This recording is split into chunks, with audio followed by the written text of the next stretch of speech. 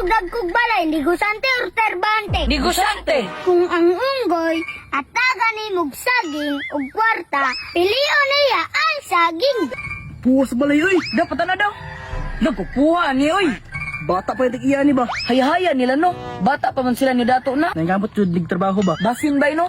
Trabaho jud tagtarong ani. Anak jud bay. Pero murag naglisod tabay kung magtukod tagin nato kanindot na balay. Kung inani ratong fieldo. Anak jud bay. Nindot siguro bay og magnegosyo-negosyo ta. Nindot jud bay. Pero itong problema ani, wala tay pang kapital. Tama jud ka bay. Pero basig malugi punta no. Sayang kay atong kapital. Tinuod jud ka bay. Ah, manarbaho lang tabay oy, makakaon raman Japon ta. Tama jud ka bay. Sa muka ni mog mga tubag oy. Tama jud ka bay. Pero dato na siguro daan ilang ginikanan bay. Ot anak jud bay. Kay ang dato, musamot biag ka dato bay. Sakto jud ka bay. Wa jud kay klaro istoryahon ba?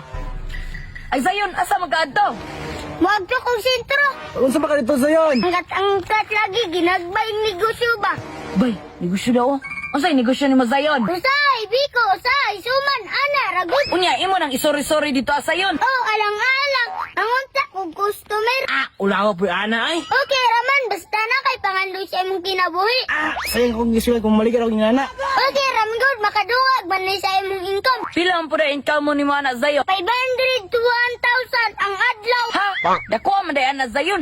Dako pa kag adlaw sa amo ba? Mao gani, magnegosyo na ta. Sabay ko ninyo, dali ra kaya itong buhaton. Tanggalan lang na inyong pride, tanggalan lang na inyong kaula, tanggalan lang na inyong kahadlok. E bisan mamaligyara ko glugod, kung mao'y makapaasinso sa ako yung buhaton. Wala ko'y labot sa isulti sa ubang tao. Basta ako, i-enjoy lang na ako, kay na ako'y pangandoy sa akong kinabuhi. Karon, pangutan tamo, kinsa may dagag kwarta, negosante or terbante? Negosante. Kinsa may nindot og dagkog balay, negosante or terbante? Negosante. Kinsa may nindot og sagkanan, negosante or terbante? Negosante. Naraman day na, tara, sabay ko ninyo, magdigusyo ta. Wala man pud may kapital. Pangitayin ninyo paagi. Wala lagi may makuhaan nga kwarta sayo. Okay, hatagan ta mong sitwasyon. Kung adunay isa ka mahal sa inyong kinabuhi, emergency nga madala sa ospital. Unya, wala jud mo'y kwarta. Unya, ginahanglan og